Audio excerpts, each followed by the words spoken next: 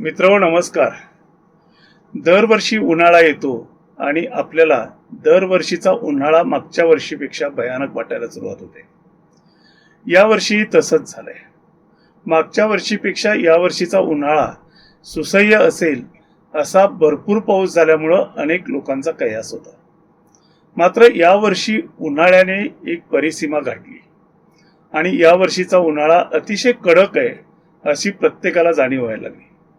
त्यामध्येच AQI.in या संस्थेने जगातल्या सर्वाधिक तापमान वाढलेल्या 100 शहरांची यादी आपल्या संकेतस्थळावर प्रसिद्ध केली. आणि दुर्दैवाची भारतासाठी वाईट बातमी अशी आहे की त्या 100 शहरापैकी 98 शहरे ही केवळ भारतातील आहेत. यामध्ये सर्वाधिक शहरांचा समावेश जो झालेला आहे तो महाराष्ट्रातील, त्यानंतर उत्तर प्रदेश, छत्तीसगड आणि मध्य प्रदेश या राज्यातील शहरांचाही यामध्ये समावेश झालेला आहे. या शहरामध्ये महाराष्ट्राने सर्वात आघाडी मारलेली आहे. सर्वाधिक शहरं जशी आहेत त्याचबरोबर सर्वाधिक तापमान असणारं शहर म्हणून महाराष्ट्रातील विदर्भातील अकोला या शहराचा उल्लेख होतो. अकोला शहरामध्ये एप्रिलच्या अखेरीस 46.9 म्हणजे जवळपास 47 डिग्री सेल्सिअस इतकं तापमान वाढलेलं होतं. त्याचबरोबर अमरावती शहरामध्ये 46.4 इतकं तापमान वाढलेलं होतं. वर्धामध्येही साधारणपणे त्याच पातळीवरती तापमान होतं. बिर्की, इटावा, झाशी या उत्तर प्रदेशातील शहरांनी तापमानाचा उच्चांक गाठलेला होता.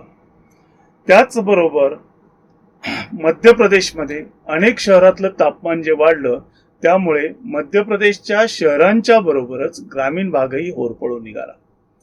या सर्व परिस्थितीबद्दल भारतातल्या एकूण तापमान वाढीच्या प्रश्नाबद्दल हार्वर्ड विद्यापीठाने एक श्वेतपत्रिका प्रसिद्ध केलेली आहे. ही श्वेतपत्रिका प्रसिद्ध करत असताना त्यांनी भारतातील, त्यामध्ये महाराष्ट्र आणि उत्तर प्रदेशमधील अनेक शहरांचा उल्लेख केलेला आहे. ती शहरं अशी चंद्रपूर, नांदेड, परभणी, जळगाव, भुसावळ, गडचांदूर या शहरामध्ये तापमान वाढ ही अतिशय वेगानं झाली आणि जणू काही उष्णतेची लाट आल्याचं या भागातील लोकांना जाणवलं. अर्थात सुदैवाचा भाग असा आहे की ही उष्णतेची लाट फार दिवसापर्यंत चालली नाही. लगेच वातावरणामध्ये बदल झाला, काही ठिकाणी मोठ्या प्रमाणात पाऊस पडला आणि त्यामुळं माणसाचं जगणं हे जरा सुसह्य झालं. उत्तर प्रदेशमध्ये अमेठी, वाराणसी, गाझीपूर, आझमगड आणि अयोध्या या शहरांच्या मधलं तापमान हे 43 डिग्री सेल्सिअस ते 45 डिग्री सेल्सिअस या रेंजमध्ये होतं. इतक्या मोठ्या प्रमाणात तापमान वाढल्यामुळं त्या भागातील लोकांना खूप मोठ्या प्रमाणात त्रास झाला. अर्थात ही लाट आलेली काही दिवसाकरिता असल्यामुळं माणसाला थोडंसं हायसं वाटलं. मात्र अजूनही मे महिना पूर्ण जाणार आहे. जूनच्या मध्यापर्यंत आपल्याकडे उन्हाळ्याचीच परिस्थिती असल्यासारखी चिन्ह असतात आणि आपल्याला या काळामध्ये सुद्धा उष्णतेचा सामना मोठ्या प्रमाणात करावा लागतो. अर्थात हे असं का घडलं याबद्दल या अहवालामध्ये सांगितलंय की हा सुपर अल निनोचा प्रभाव आहे. त्याचबरोबर मागच्या वर्षी पडलेला कमी पाऊस आणि वातावरणात असणारी कमी आर्द्रता हे देखील या तापमान वाढीमागची कारणं असल्याचं या अहवालामध्ये म्हटलेलं आहे. मात्र आपण एक गोष्ट लक्षात घेतली पाहिजे की मागच्या वर्षी भारतात भरपूर पाऊस झालेला होता. महाराष्ट्रामध्ये तर मराठवाड्यासारख्या भागामध्ये, विदर्भामध्ये अनेकदा पूर परिस्थिती निर्माण झाली आणि त्याच्यामध्ये मोठ्या प्रमाणात प्राण्यांचं, जंगलांचं, रस्त्यांचं, आपल्या पायाभूत सुविधांचं नुकसान झालेलं आहे. अशा परिस्थितीत सुद्धा तापमान इतकं वाढतंय याचाच अर्थ जागतिक पातळीवर जागतिक तापमान वाढ हा जो घटक आपण म्हणतोय तो मोठ्या प्रमाणात सक्रिय झालेला आहे आणि त्याचा त्रास आपल्याला होतोय. भारतातील साधारणपणे 75% लोक जे आहेत ते बाहेर काम करतात आणि हे बाहेर काम करणारे जे लोक असतात ते परिस्थितीनं गरीब असतात. या लोकांना अशा उष्ण वातावरणात काम करावं लागतं. विशेषतः इमारतींचं बांधकाम करणारे मजूर जे असतात त्यांना अशा वातावरणामध्ये दुपारच्या वेळी काम करावं लागतं. दुर्दैवाची गोष्ट अशी की अशा लोकांच्या घरामध्ये वातानुकूलन किंवा एअर कंडिशनर नसतो. त्यांची घरं जी असतात ती दाटीवाटीनं वसलेली असतात. त्याच्यामध्ये मोठ्या प्रमाणात खेळती हवा राहत नाही आणि त्यामुळं त्यांना या उष्णतेचा जास्त धोका संभवतो, त्यांना जास्त त्रास होतो. जर ही उष्णतेची लाट दीर्घकालीन आली तर त्याचा परिणाम उत्पादकतेवरती होत असतो.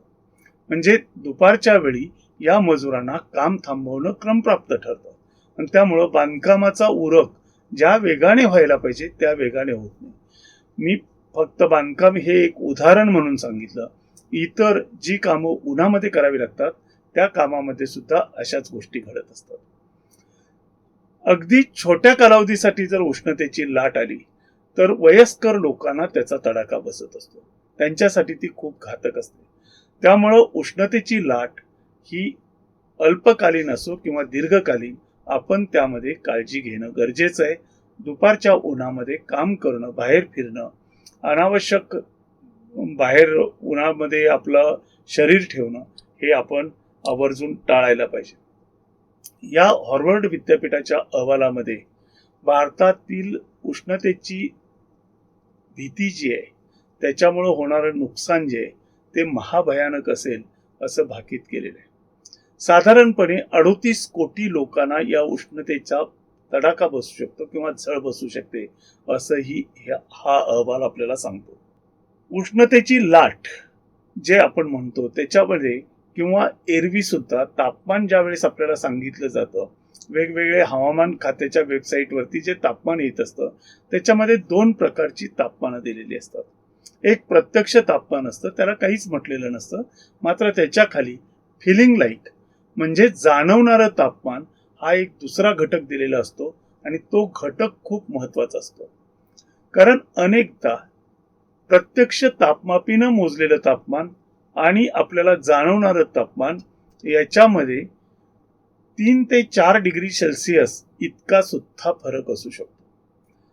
याच्यात फरक काय आहे तर प्रत्यक्ष तापमान तापमापीवरती मोजलं जातं आणि फिलिंग लाईक हे जे तापमान सांगितलं जातं ते तापमान हे प्रत्यक्ष आपल्याला जे जाणवत असतं शरीराला ते तापमान असतं. असा फरक का पडतो? तो पडणारा फरक हा त्यावेळी असणारी हवा आणि वातावरणामध्ये असणारी आर्द्रता याच्यावरती अवलंबून असतो. आणि ज्या वेळेस वारा नसेल, आर्द्रता वातावरणामध्ये खूप जास्त असेल त्यावेळेस हा फरक आपल्याला खूप मोठा जाणवतो. अशा वेळेस विशेषतः उन्हामध्ये काम करणाऱ्या लोकांनी किंवा बाहेर राहणाऱ्या लोकांनी खूप काळजी घेणं गरजेचं असतं. घरामध्ये राहत असताना सुद्धा वारंवार पाणी पिणं आणि आपल्याला येणारा घाम जो आहे तो घाम पुसत राहणं हे करणं खूप गरजेचं आहे. जाणवणारं तापमान हे आपल्या शरीराला त्या तापमानाचा धोका किती आहे हे आपल्याला सांगत असतं. त्यामुळे आपल्याला प्रत्यक्ष असणाऱ्या तापमानापेक्षा जास्त जाणवणारं तापमान जर असेल तर ही काळजी घेणं हे खूप गरजेचं आहे. अजूनही 2-1.5 महिन्यापर्यंतच्या कालावधीमध्ये आपल्याला उष्णतेचा तडाखा बसू शकतो. कारण या वर्षीच्या वातावरणामध्ये पाऊस तर भरपूर पडेल, मात्र उघडीपही मोठी असणार आहे. त्यामध्ये सुद्धा ऊन मोठ्या प्रमाणात पडण्याची शक्यता आहे. वातावरणात आर्द्रता जास्त असताना तापमान वाढण्याची शक्यता आहे. अशा काळामध्ये ज्या वेळेस पाऊस खूप पडून गेलाय त्यावेळेस आर्द्रता वातावरणातली वाढलेली असताना तापमानही वाढलं तर पावसाळा असून देखील आपल्याला उष्णतेच्या झळा बसू शकतात असं या श्वेतपत्रिकेमध्ये म्हटलेलं आहे. आपण खरं सांगायचं झालं तर हे जागतिक तापमान वाढ कमी करण्यासाठी निसर्गाचं संवर्धन करणं खूप गरजेचं आहे. तो दीर्घकालिक उपाय असणार आहे. आपल्या पुढच्या पिढ्यांच्यासाठी आपण संपत्ती किती मोठ्या प्रमाणात जमा करून ठेवू शकतो. त्या संपत्तीतून ते भौतिक सुविधा खरेदी करू शकतात, मात्र जगण्यासाठी आवश्यक असणाऱ्या अन्न, पाणी आणि हवा या 3ही गोष्टी आपल्याला केवळ आणि केवळ जंगलांच्या पासून, निसर्गापासून मिळत असतात. त्यांचं संवर्धन आणि जतन करायला पाहिजे. ते दीर्घकालिक उपायांच्या मधला सर्वात महत्त्वाचा आणि एकमेव उपाय आहे तो आपण अंमलात आणण्यासाठी या वर्षीच्या पर्यावरण दिनापासून म्हणजे 5 जून कटिबद्ध व्हायला पाहिजे. आणि असं जर आपण करायला सुरुवात केली तर मला वाटतं पुढच्या पिढ्यांच्यासाठी आपण चांगलं अन्न, चांगलं पाणी आणि चांगली हवा ठेवू शकू. या तापमानवाढीमुळं दरवर्षीचं तापमान, दरवर्षीचा उन्हाळा खूपच वाईट आहे असं म्हणत बसण्यापेक्षा आपण पुढच्या पिढ्यांचा उन्हाळा कसा सुखकर असेल, कसा कमी त्रासाचा असेल यासाठी प्रयत्न करूया. धन्यवाद.